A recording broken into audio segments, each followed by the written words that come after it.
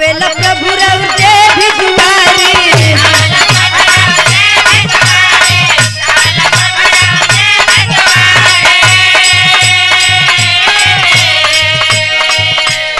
ओकरे जिंदगिया के दिहल सवारी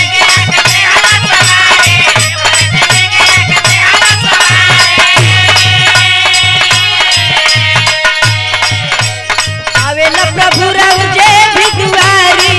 ओकरे जिंदगिया के दिहल सवारी पावेला चरनिया में छाव के चूमी के प्रभु बाप के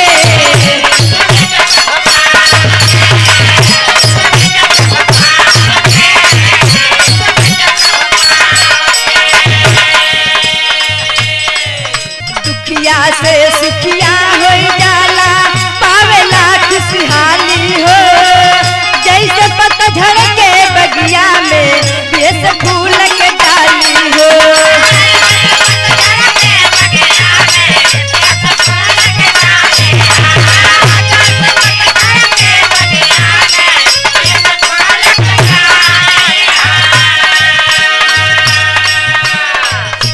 देखी चरनिया में सिरवा झुकावे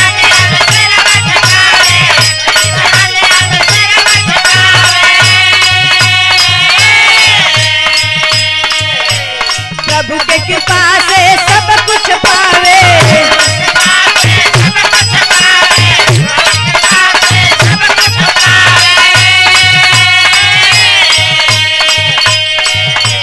पैदल दुनिया में नाम के चूमी के प्रभु बाम के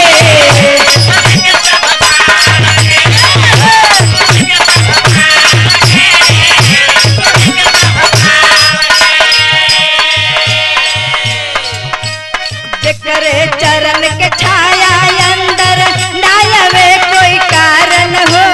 हर दुखवा के वही दे हो भैया कष्ट निवारण हो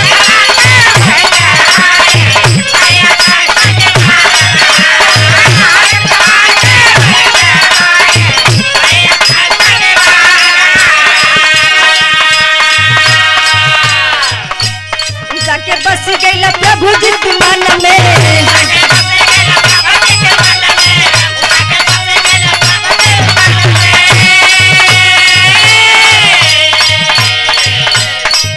धर्मा झुकावे सिर तोहर चरण में